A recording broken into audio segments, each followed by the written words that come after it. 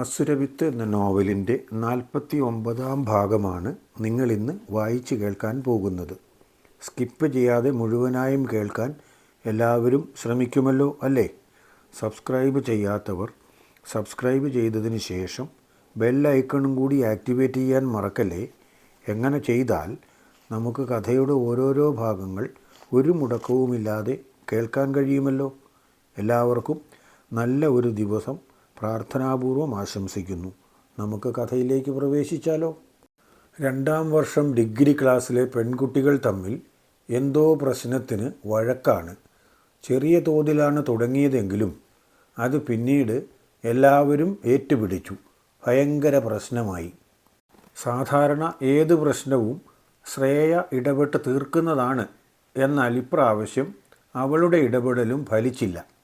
എന്നാൽ പിന്നെ തല്ലി തീർക്കുന്നത് മുഴുവൻ തല്ലി തീർക്ക് എന്ന് പറഞ്ഞ് ശ്രേയ പിൻവാങ്ങി. അപ്പോഴേക്കുമാണ് വാർഡൻ വന്നത്. ആദ്യം വാർഡൻ വളരെ മര്യാദയ്ക്ക് ഇവരോട് പറഞ്ഞു. എന്നിട്ട് അനുസരിക്കുന്നില്ല എന്ന് കണ്ടു കഴിഞ്ഞപ്പോൾ തൻ്റെ യഥാർത്ഥ സ്വഭാവം പുറത്തേക്കെടുത്തു. വാർഡൻ്റെ മുഖം ചുവന്നു. അവർ മുടി കുറച്ചുകൂടി മുകളിലേക്ക് കയറ്റി കെട്ടി. വേണമെങ്കിൽ അടിക്കാൻ തയ്യാറായി വലതുകാൽ മുന്നോട്ട് വെച്ചു. കുപ്പായത്തിൻ്റെ കൈ തെറുത്ത് കയറ്റി. പരസ്പരം മല്ലടിക്കുന്ന എല്ലാവരെയും ഒരുമിച്ച് അടിച്ചിരുത്താൻ തയ്യാറാണ് എന്നുള്ള മട്ടിൽ മുന്നോട്ട് ചെന്നപ്പോഴേക്കും പെണ്ണുങ്ങൾക്കെല്ലാം പേടിയായി. അവർ ഓരോരുത്തരായി പിൻവാങ്ങി. അതോടെ കുറേ സമയമായി ഉയർന്നു കേട്ടിരുന്ന ശബ്ദം ക്രമേണ കുറഞ്ഞു വന്നു. ആർക്കും കലിപ്പ് തീർന്നിരുന്നില്ല.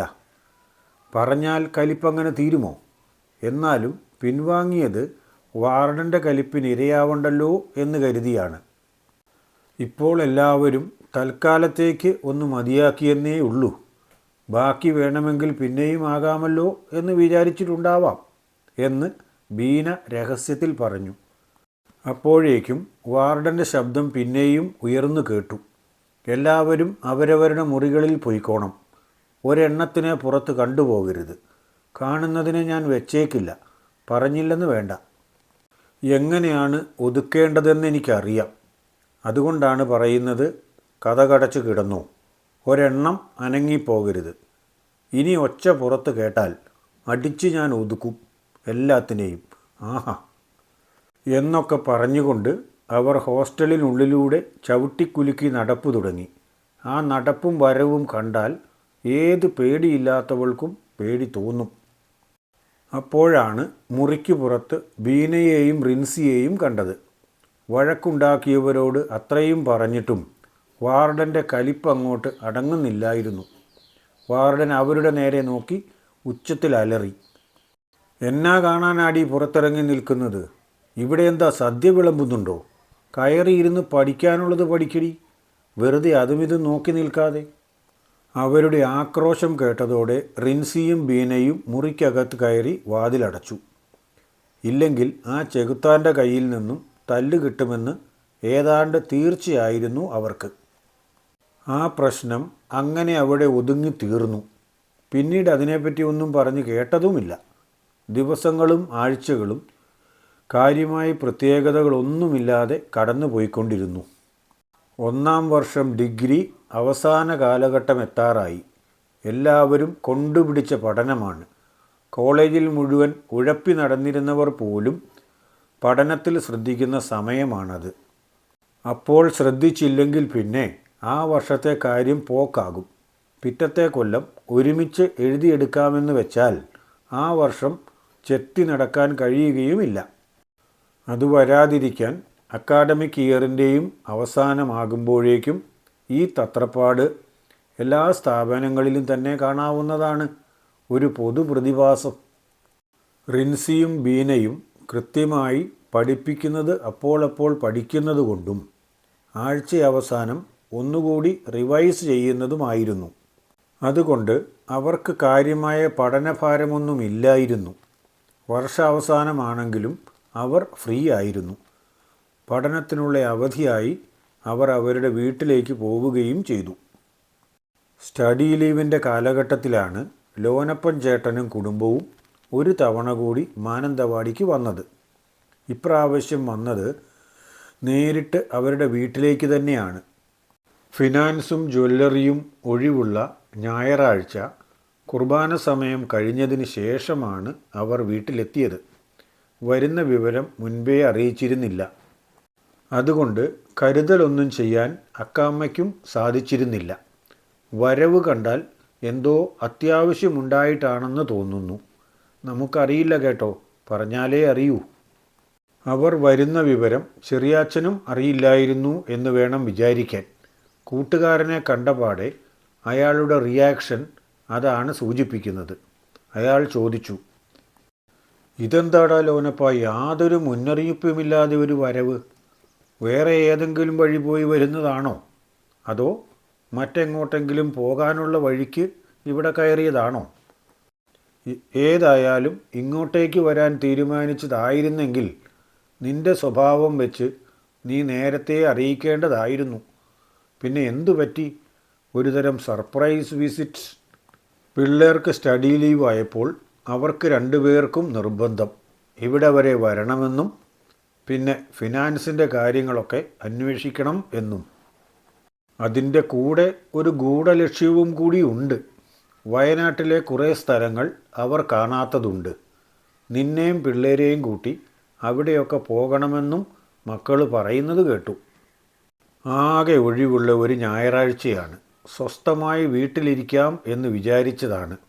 ഏതായാലും കൃത്യസമയത്ത് തന്നെ അവൻ വന്ന് ചാടിയ സ്ഥിതിക്ക് ഇനിയിപ്പം അത് നടപ്പില്ല. അവൻ്റെ ഒപ്പം പോവുകയല്ലാതെ വേറെ യാതൊരു രക്ഷയുമില്ല. താൻ പലപ്പോഴും കോഴിക്കോട് പോകുന്നതും അവരെ അറിയിച്ചിട്ടൊന്നുമല്ലല്ലോ. അത്രയും മാത്രമേ അവനും വിചാരിച്ചിട്ടുണ്ടാവുകയുള്ളൂ.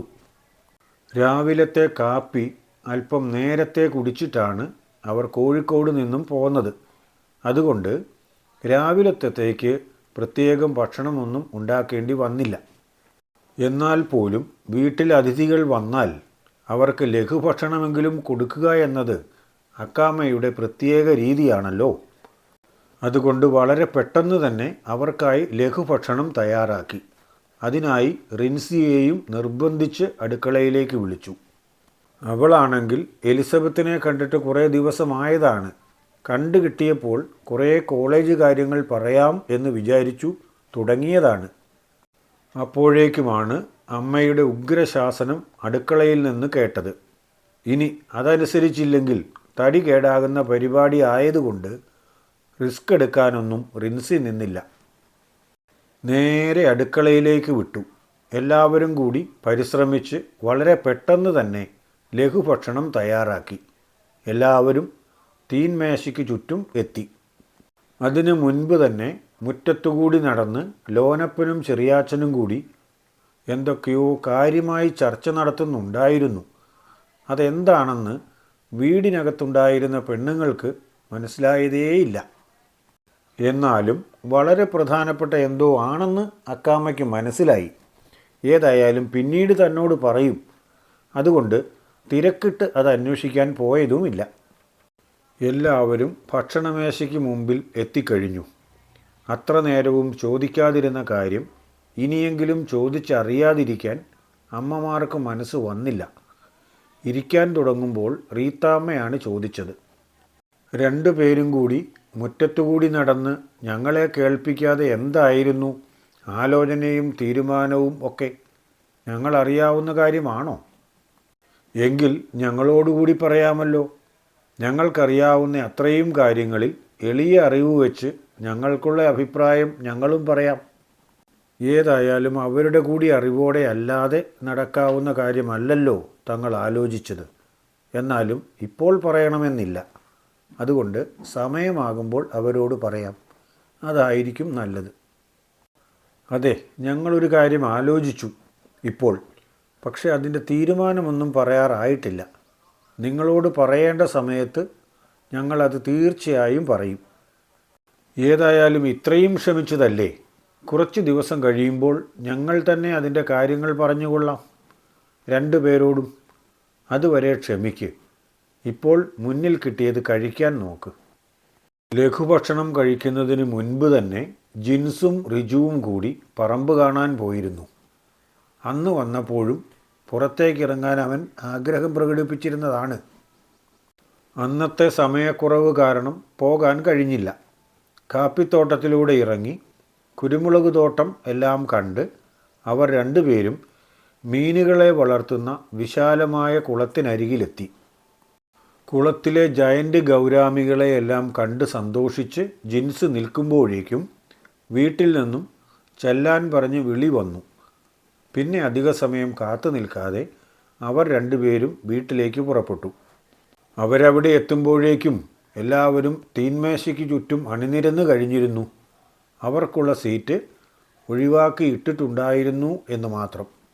ലഘുഭക്ഷണത്തിന് ശേഷം അവർ കുറുവ ദ്വീപ് കാണാൻ പോയി. വേനൽ സാമാന്യം കടുത്തിരുന്ന സമയമായതുകൊണ്ട് ദ്വീപിൻ്റെ യഥാർത്ഥ ഭംഗി ആസ്വദിക്കാൻ അവർക്ക് കഴിഞ്ഞില്ല. മരങ്ങളെല്ലാം ഇലകൊഴിച്ച സമയമാണ്. പച്ചപ്പ് തീരെ കാണാനില്ല. മുളങ്കാടുകളും ഇലകൊഴിച്ച് നിൽക്കുന്ന ഈ സമയത്ത് ദ്വീപിന് ഭംഗി കുറവാണ്. ദ്വീപിനെ ചുറ്റിയൊഴുകുന്ന പുഴയാണെങ്കിലും മെലിഞ്ഞുണങ്ങി ഒരു രേഖ പോലെ ഒഴുകുന്നു എന്ന് മാത്രം. പുഴ അവിടെയുണ്ട് എന്ന് കാണിക്കാൻ വേണ്ടി മാത്രമുള്ള ഒരു വെള്ളമൊഴുക്ക്. കാര്യം ഇങ്ങനെയൊക്കെ ആണെങ്കിലും ധാരാളം ആളുകൾ അവിടേക്ക് വന്നിട്ടുണ്ടായിരുന്നു. പലരും വീട്ടിൽ നിന്നും ഒരു ഔട്ടിങ് എന്ന് മാത്രമേ ഉദ്ദേശിക്കുന്നുള്ളൂ എന്ന് അവരെ കണ്ടാൽ തോന്നും. എല്ലാ ദിവസവും വീടിനുള്ളിൽ തന്നെ ഉള്ളവർ അധികം കാഴ്ചയൊന്നും കണ്ടില്ലെങ്കിലും എല്ലാവരും കൂടി ഒന്ന് പുറത്തു പോവുക, അവിടെ എവിടെയെങ്കിലും ഇരുന്ന് ഭക്ഷണം കഴിക്കുക, തങ്ങളെപ്പോലെ മറ്റ് സ്ഥലങ്ങളിൽ നിന്ന് വന്നിരിക്കുന്ന ആളുകളെ കാണുക, കഴിയുമെങ്കിൽ അവരുമായി സംസാരിക്കുക, ഇതൊക്കെയാണ് പലരുടെയും ലക്ഷ്യം. അതുകൊണ്ട് തന്നെ പ്രകൃതി ഭംഗിയിൽ വന്ന കുറവൊന്നും ആളുകൾക്ക് ഒരു പ്രശ്നമേ അല്ല. ഓടിക്കളിക്കുന്ന കുട്ടികളും മരത്തിൻ ചുവട്ടിലിരുന്ന് പ്രശ്നങ്ങൾ പറയുന്ന വീട്ടമ്മമാരും നാട്ടുവിശേഷങ്ങൾ പറയുന്ന പിതാക്കന്മാരും എല്ലാം കൂടിയാകുമ്പോൾ അവിടം ഒരു അരങ്ങാണ്. അവിടെ നിന്ന് സമയം പോയത് അവർ അറിഞ്ഞതേയില്ല. അവിടെ നിന്ന് അവർ വന്നത് ദമ്പതികളായ വീട്ടിമരങ്ങളുടെ അടുത്തുകൂടിയാണ്. രണ്ടുപേരെയും കണ്ടാൽ ഒരേപോലെയുണ്ട്, ഒരേ വണ്ണം, ഒരേ പൊക്കം. അതുകൊണ്ടായിരിക്കാം അവരെ അങ്ങനെ വിളിക്കുന്നത്. വളരെ ബഹുമാനപൂർവമാണ് അവയെ സംരക്ഷിച്ച് നിർത്തിയിരിക്കുന്നത്. അതിൻ്റെ ചുറ്റുമായി വിളക്ക് വയ്ക്കാൻ ഭംഗിയായി തറ കെട്ടിയിട്ടുണ്ട്. അതിലാരോ വിളക്ക് വയ്ക്കുന്നുണ്ടെന്ന് തോന്നുന്നു. ഇപ്പോൾ അവർ വെറും മരങ്ങളല്ല, അല്പം ദൈവാംശം കലർന്ന വൃക്ഷശ്രേഷ്ഠന്മാരാണ്. അതുകൊണ്ട് അവരെയും ആദിവാസി സമൂഹം പൂജിക്കുന്നു. അവിടെ നിന്നും അവർ ഇറങ്ങിയപ്പോഴേക്കും സൂര്യൻ പടിഞ്ഞാറേ ചക്രവാളത്തിൽ മറയാൻ തുടങ്ങിയിരുന്നു. ഉച്ചയൂണിന് മുമ്പ് തന്നെ വീട്ടിൽ നിന്നിറങ്ങിയതാണ്. ലഘുഭക്ഷണം കരുതിയത് മാത്രമേ ഉണ്ടായിരുന്നുള്ളൂ. പിന്നെ വന്ന വഴിക്ക് ചിലതൊക്കെ വാങ്ങിക്കഴിച്ചു എന്നല്ലാതെ സാധാരണ ഊണ് കഴിക്കുന്നത് പോലെ ഉറച്ച ഭക്ഷണം കഴിച്ചിട്ടില്ല. ആ വിവരം അവിടെ നിന്നും പുറത്തിറങ്ങിക്കഴിഞ്ഞപ്പോഴാണ് അവരെ അവരുടെ ആമാശയം ഓർമ്മിപ്പിച്ചത്. വിശപ്പ് അറിഞ്ഞു തുടങ്ങിയപ്പോഴേക്കും അത് വളരെ രൂക്ഷമാണ് എന്ന് മനസ്സിലായി. സാധാരണഗതിയിൽ വിശപ്പറിയാത്ത സമ്പന്നതയുടെ മടിത്തട്ടിൽ വളരുന്ന ആളുകളെ സംബന്ധിച്ചിടത്തോളം വിശപ്പ് എന്നത് അസഹനീയമായ ഒരു അവസ്ഥയാണ്. എത്ര അസഹനീയമാണെന്ന് പറഞ്ഞിട്ടും കാര്യമില്ല. അവിടെ അടുത്തെവിടെയും ഭക്ഷണം കിട്ടാനുള്ള സൗകര്യം ഇല്ല. പിന്നെ ആകെ സമാധാനമുള്ളത് അവർക്ക് അവരുടെ വണ്ടിയിൽ കയറിക്കഴിഞ്ഞാൽ പിന്നെ പെട്ടെന്ന് ഭക്ഷണം ലഭ്യമാകും. എവിടെയെങ്കിലും ഹോട്ടലിൽ പെട്ടെന്ന് എത്തിപ്പെടാം. അവിടെ നിന്നും ആവശ്യത്തിന് ഭക്ഷണം കഴിക്കുകയും ചെയ്യാം എന്നതാണ്. അതുകൊണ്ട് എല്ലാവരും വിശപ്പിൻ്റെ എരിപുരി സഞ്ചാരം കണക്കിലെടുക്കാതെ വേഗം തങ്ങളുടെ വാഹനത്തിനടുത്തേക്ക് നടന്നു. മാനന്തവാടിയിൽ എത്തിയപ്പോഴേക്കും ഇരുട്ട് വീണിരുന്നു. ചെറിയാച്ചന് കുറച്ച് പരിചയമുള്ള ഒരു ഹോട്ടലിലേക്ക് അവർ കയറി. എല്ലാവരുടെയും വിശപ്പ് മാറാൻ മാത്രമുള്ള ഭക്ഷണം കഴിച്ചു. ലോനപ്പനും കുടുംബവും പിന്നീട് പുല്ലാങ്കുളത്തിന് തിരിച്ചു പോന്നില്ല. ആ വഴി നേരെ തന്നെ കോഴിക്കോടിന് പോയി. അവർ പോയി കഴിഞ്ഞ് ഒട്ടും താമസിക്കാതെ തന്നെ ചെറിയാച്ചനും കുടുംബവും തങ്ങളുടെ ഭവനത്തിലേക്ക് മടങ്ങി. അക്കാമ്മ എത്ര ആലോചിച്ചിട്ടും അവരുടെ ഈ പെട്ടെന്നുള്ള വരവും പോക്കും അതിൻ്റെ പിന്നിലെ കാരണവും മനസ്സിലായില്ല. ഏതായാലും ചെറിയാച്ചന് കാര്യം മനസ്സിലായിട്ടുണ്ടാകും. വൈകിട്ട് തന്നോടത് പറയും എന്നുമാണ് അക്കാമ്മ ഉറപ്പായും വിശ്വസിച്ചിരുന്നത്. അതുകൊണ്ട് ആ വിവരം അറിയാൻ ഒരു തിരക്ക് അവർ കാണിച്ചതുമില്ല. വീട്ടിലെത്തി പണികളെല്ലാം കഴിഞ്ഞ് ഉറങ്ങാനായി കിടപ്പുമുറിയിലേക്ക് ചെന്നപ്പോൾ ഉറങ്ങാതെ കിടക്കുന്ന ചെറിയാച്ചനെ കണ്ടപ്പോഴേ അക്കാമ്മ തൻ്റെ സംശയം അയാളെ അറിയിച്ചു. എന്തായിരിക്കുമോ ആവോ ചെറിയാച്ചൻ പറയാൻ പോകുന്നത്? കഥ വായിക്കുകയും കേൾക്കുകയും ചെയ്യുമ്പോൾ നിങ്ങൾക്ക് തോന്നുന്ന അഭിപ്രായങ്ങളും നിർദ്ദേശങ്ങളും കമൻ്റായി രേഖപ്പെടുത്തണേ. ഇഷ്ടമായെങ്കിൽ ലൈക്ക് ചെയ്യാനും കൂട്ടുകാർക്കും ബന്ധുക്കൾക്കുമൊക്കെ ഒന്ന് ഷെയർ ചെയ്തു കൊടുക്കാനും മറന്നേക്കല്ലേ. കഥയുടെ ഓരോരോ ഭാഗങ്ങൾ അവരും കൂടി കേൾക്കട്ടെ എന്ന്. കഥയുടെ അടുത്ത ഭാഗം നാളെ തന്നെ പോസ്റ്റ് ചെയ്യും. സാധാരണ പോലെ ഉച്ചതിരിഞ്ഞ് 2:30 തന്നെ. എല്ലാവർക്കും നല്ലത് വരട്ടെ. ഓക്കേ.